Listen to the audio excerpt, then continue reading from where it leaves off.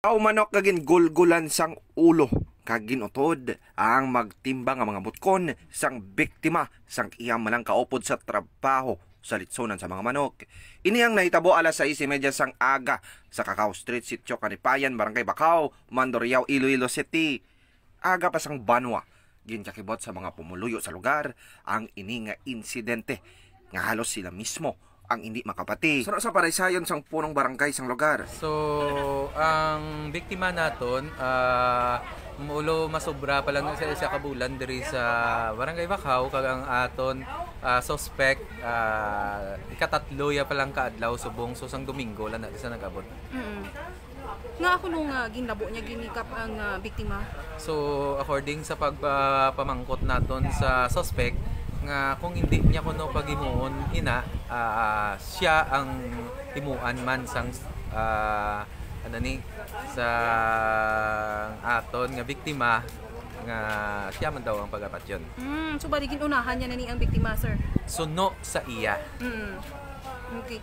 Sino ni sir ang ngalan sang suspect kag sang biktima? So ang biktima naton si Ricky kag ang suspect naton si Rafi. Ricky. Wala ko lang na tulid gid ang apelyido no, pero may ara na dira sa aton investigador. Ang biktima, sir, ang pangalan niya si Rafi. Amoy na ang pagpakilala niya kay. So ara sa subong dira sang aton soko. So ang pilasya sina do may ara sa liog kag sa abaga, so galing kay madulom kay ina ang area. So hindi gid naton matulid kung ano gid ang natabo dito sa sulod. Kamusta sa ni sir niya kahimtangan, conscious ni sa o kung pwede pa ni siya madala sa ospital?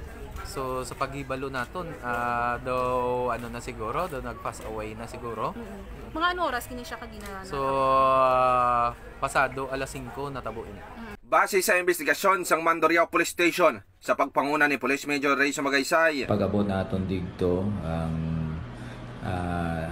naghambal sila no pagsulod naton sa balay nga ginapanagiyan ni Jiro Hibionada dakin no 37 anyos, may asawa kag stinti sa mga lugar no.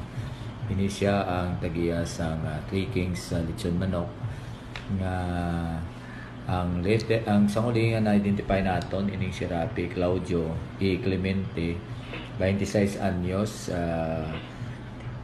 single kag residente sang Top Railway Zone 4, Santa Barbara, Iloilo City. Stay siya nga empleyado dira sang Three Kings Lechon Manok. Nga ang iyang bayo kag ang short no, buta sang dugo. So kagamuman no nagsulod kita dito sa kwarto mismo ni sang aton nga biktima nga si Ricky Pizarro Tibas sa 32 anyos, single, residente sang Barangay Hines, Interior, Cabatuan, kag stay-in man nga employee sang Three Kings Lechon Manok. Kaga nakita man naton dito ang gingamit ng patalom ining butcher knife ng nagapatong sa babaw sang iyahiligdaan ining folding bed. Kag nakita man naton dito ang posisyon sang aton nga biktima nga si Ricky no, nga ang iya piyak nga kamot ang wala kag tuo no, bali nagbulag ni sa lawas niya. Nagsubong man ang ulo niya no, nautod gid ini. Ginako naman sang iloy ni Rafi nga mayara sang ginasuperer ang iya anak nga hindi maayo ang kondisyon sang iya paminsaron.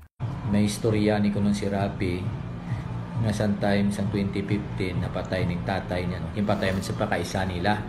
So dito sa puli sa Lambunaw, dito sa nabukid nga bahin, mga 3 kilometro away no, sa Banwa. So do pila pa lang itong edad niya sa to, 16 or 15. Daw dito nagsugod ni actually tuman ni Rafi no.